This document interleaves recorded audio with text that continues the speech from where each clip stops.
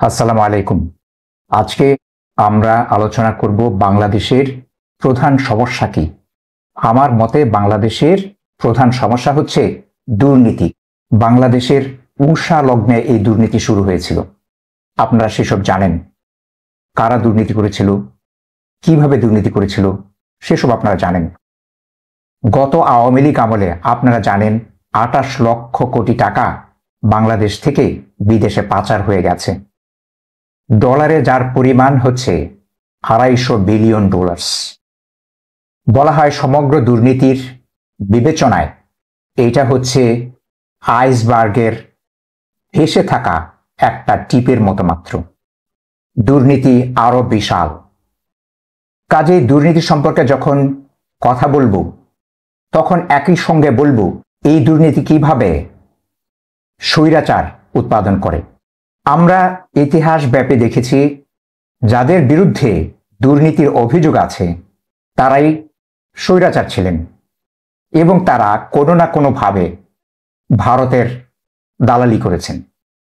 তাহলে এই আলোচনা শুরুতেই আমরা একটা ফ্যাকচুয়াল ট্রুথ বলে নিতে পারি, যারা বেশি দুর্নীতি করেছেন তারাই স্বৈরাচারী হয়েছিলেন, একই সঙ্গে তারাই ভারতের দালালি করেছেন। যে তিনটা কথা আমি বলেছি সেটা হলো দুর্নীতি, স্বৈরাচার এবং ভারতের দালালি। আমরা বিভিন্নভাবে তা যাচাই করার চেষ্টা করব।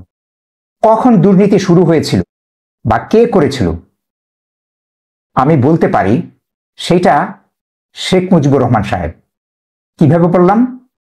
এই যে ধানমন্ডি ৩২ নম্বরে তিনি বিশাল একটা বাড়ি করেছিলেন, এই টাকা কোথায় পেয়েছিলেন তিনি? তার বাবার কি অঢেল সম্পদ ছিল, যেমন সোহরাওয়ার্দীর বাবার ছিল, শেরে বাংলা ফজলুল হকের বাবার ছিল? তা তো ছিল না। আপনারা সবাই জানেন তার বাবা সেরেস্তাদার হিসেবে তার কর্মজীবন শেষ করেন। সেরেস্তাদার হলো আদালতের কেরানি। তারই পদটাকে আমি খারাপ বলছি না, আমি বলছি যে তিনি এই মাপের একটা চাকরি করতেন যেখান থেকে খুব কম টাকা আসতো, কায়া ক্লেশে জীবনযাপন করা যেত। তাহলে শেখ মুজিবুর রহমান সাহেব ৩২ নম্বরে বিশাল বাড়ি করার টাকা কোথায় পেলেন? আপনারা হয়তো অনেকেই শোনাবেন শেখ মুজিবুর রহমান সাহেব ইন্স্যুরেন্স কোম্পানির বড় কর্মকর্তা ছিলেন। সেজন্য বলি শেখ মুজিব ইন্স্যুরেন্স কোম্পানির বড় কর্মকর্তা হয়েছিলেন ১৯৬০ সালে, আর তিনি বাড়ি নির্মাণ শুরু করেন ১৯৫৬ সালে।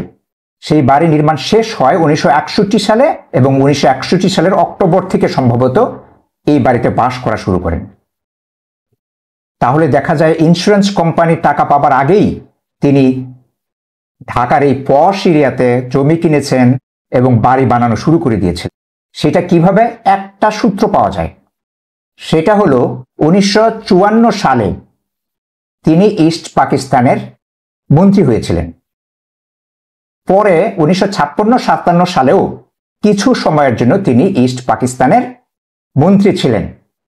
তাহলে এটা বলা যায় যে বাংলাদেশের মন্ত্রী হতে পারলে পরে ধানমন্ডি, গুলশানের মতো অভিজাত এলাকায় বাড়ি আপনি বানাতে পারবেন। শেখ মুজিব চতুর লোক ছিলেন, আপনারা ইতিহাস পড়লে সেটা জানবেন। তিনি একা কখনো দুর্নীতি করেন নাই। তিনি দুর্নীতির একটা সাইকেল পাকিস্তান আমলেই তৈরি করেছিলেন। সেজন্য বাংলাদেশের ঊষা লগ্ন থেকেই দুর্নীতিটা শুরু হয়। কেমন দুর্নীতি ছিল ১৯৭১ সালের পরে? প্রথমে ইন্ডিয়ানরা লুটপাট করে, তারপরে অবশিষ্ট লুটপাট করে মুজিব বাহিনী, আওয়ামী লীগের নেতাকর্মীরা, শেখ মুজিব নিজে, শেখ মুজিবের আত্মীয় স্বজন, শেখ মুজিবের আশীর্বাদ পুষ্ট ব্যক্তিরা এমনভাবে লুটপাট শুরু করেন যে সবাই উৎসাহিত হয় যে ক্ষমতার শীর্ষে যিনি বসে আছেন তিনিই তো লুটপাট করেন। এইভাবে তিনি একটা দুর্নীতির সাইকেল তৈরি করেছিলেন বাংলাদেশের ঊষা লগ্নে।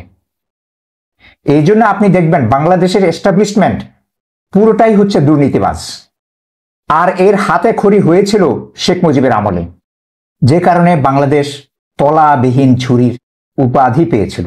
কিন্তু ওই যে বলেছিলাম যে দুর্নীতি যিনি করবেন তিনিই স্বৈরাচারী হবেন। শেখ মুজিব হলো একমাত্র স্বৈরাচারী শাসক যিনি সংবিধান পরিবর্তন করে স্বৈরাচারী হয়েছিলেন, তিনি আসলে সাংবিধানিক স্বৈরাচার। বাকিরা হলো গণতন্ত্রের ছদ্মাবরণের স্বৈরাচার। বাকি কে কে? একটা হলো এরশাদ, আরটা হলো মুজিবের কন্যা শেখ হাসিনা। এরশাদের দুর্নীতির পরিমাণ কত জানেন? তিনি যখন ক্ষমতা ছেড়েছিলেন তখন রব উঠেছিল, তার সমগ্র সম্পত্তির মূল্য প্রায় 700 কোটি টাকা। কিন্তু এরশাদ সাহেবও শেখ সাহেবের মতো খুবই চালাক ছিলেন, কোনোদিনই তিনি প্রকাশ করেন নাই তার কত সম্পদ। তারপরও সব তো তার ক্ষমতার অধীন ছিল না, কিছু বিষয় প্রকাশ পেয়ে যেত। একটা সংবাদ বের হয়েছিল যে যাতে বলা হয়েছিল এরশাদের সুইস ব্যাংকের অ্যাকাউন্ট থেকে তার দ্বিতীয় স্ত্রী বিদিশা সিদ্দিক একাই 43 কোটি টাকা হাতিয়ে নিয়েছিলেন। গরিব দেশের প্রেসিডেন্ট, সুইস ব্যাংকে অ্যাকাউন্ট। এরশাদ কি স্বৈরাচার ছিলেন না? ছিলেন তো। তাহলে দুর্নীতিও আছে, তিনিও স্বৈরাচার। একই সঙ্গে তিনি কি ভারতের এজেন্ট ছিলেন? অবশ্যই ছিলেন। তিনি একটা বাণী দিয়েছিলেন একবার, সেই বাণীটা হলো মুক্তিযোদ্ধারা হচ্ছে সর্বকালের সর্বশ্রেষ্ঠ সন্তান। এরশাদ নিজেকে মুক্তিযোদ্ধা ছিলেন, তিনি তো 72 সালে পাকিস্তান থেকে ফিরে এসেছিলেন, অর্থাৎ তার অবস্থান ছিল মুক্তিযুদ্ধের বিপক্ষে। এই কথাটা বলে তিনি ইন্ডিয়াকে খুশি করেছিলেন। আরও একটা প্রমাণ দিচ্ছি, জিয়াউর রহমান সাহেব যখন প্রেসিডেন্ট ছিলেন তাকে ইন্ডিয়াতে পাঠানো হয়েছিল একটা ট্রেনিংয়ের জন্য। সেখান থেকে তিনি মোটামুটি কিভাবে ক্ষমতা দখল করা যায় সেই আইডিয়াটা নিয়ে এসেছিলেন। জিয়াউর রহমান সাহেব তাকে সেনাপ্রধান করেন। তার কিছুদিন পরেই বাংলাদেশের সবচেয়ে সৎ, ইন্ডিয়া বিরোধী, নিষ্ঠাবান এক প্রেসিডেন্টকে হত্যা করা হয়। আর শেখ হাসিনার কথা কি বলবো, তিনি তো 71-এর বয়ান এমনভাবে ব্যবহার করেছেন তার তুলনাই চলে না। এবং এত মানুষ হত্যা করেছেন, গুম করেছেন, আয়না ঘরে রেখেছেন, এগুলোকে অল্প কথায় শেষ করা যাবে? ইতিহাসে তার যে জায়গা তিনি সেটা বেছে নিয়েছেন। তিনি এখন আছেন দিল্লিতে পালিয়ে। সামনে আরো কথা হবে আপনাদের সঙ্গে, আমার সঙ্গেই থাকবেন। আপনারা ভালো থাকবেন, সুস্থ থাকবেন আশা রাখছি। আল্লাহ হাফিজ।